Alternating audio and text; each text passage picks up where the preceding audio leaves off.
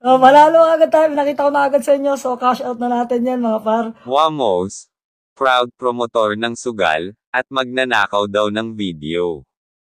Umalma ang videographer na si JAK73 matapos daw nakawin ng sikat na vlogger na si Wamos Cruz ang kanyang video. Ayon kay JAK73, nilagay ni Wamos ang kanyang sinulog 2023 video clips sa viral video, Piliin Mo ang Pilipinas, video nito, na ninakaw di umano ni Wamos. Bukod sa hindi humingi ng permiso sa kanya at ilagay ang kanyang pangalan, sinadya rin umano ni Wamos na tanggalin ang watermark ng kanyang video para di makita na galing sa iba ang video clips. Pahayag ni Wamos, ukol sa viral video na di umano ninakaw niya kay JAK73, ang video clips nito. Hindi ako ang may kasalanan, pahayag ni Wamos. Sa video ni Wamos na kung saan ipinaliwanag niya ang kanyang side kaugnay sa Stole My Video, issue na inilabas ni JAK73. Sinabi ni Wamos na hindi siya ang may kasalanan kung bakit may napasamang clip video ni JAK73 sa kanyang Piliin Mo ang Pilipinas, entry. Ayon kay Wamos, dahil nga sa naging pagkakamali ng kanyang editor, siya na ang humihingi ng kapatawaran para dito. Sa katunayan ay galit na galit raw ang manager ni Wamos sa kanyang editor dahil sa ginawa nitong pagkuha ng video clip ni JAK73. Actually, hindi ho ako yung may kasalanan dito, hindi ako yung may kasalanan dito kung bakit may na-involve na clip video doon.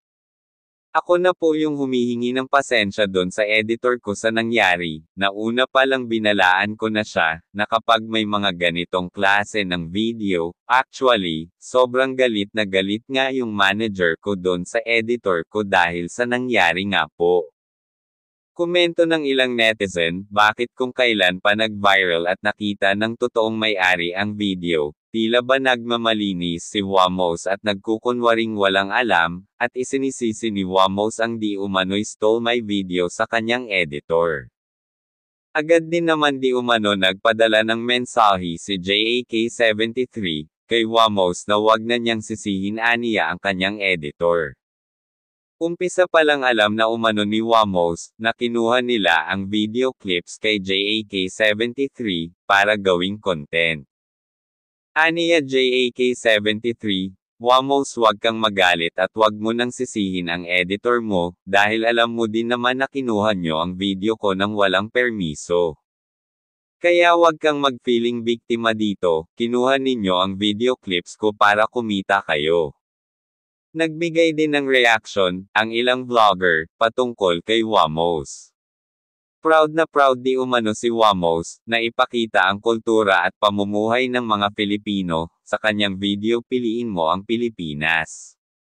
Ayon sa ilang netizen share ko pa naman kasi nagandahan ako, tapos hindi naman pala sa kanya ang video clips, galing lang pala sa nakaw.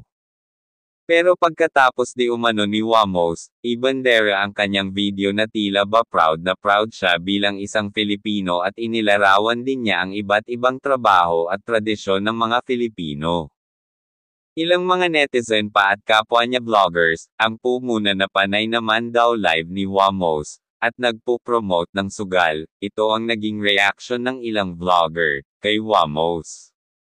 Yung proud na proud ka ipakita ang marangal na trabaho ng mga Filipino, tapos ikaw panay live mo at pagpo-promote ng sugal.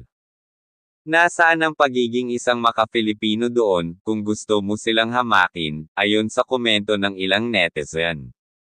Yung proud na proud ka ipakita sa mga tao, na maka-Filipino ka, tapos pagdating sa dulo ng vlog mo, biglang kang nag-promote ng sugal.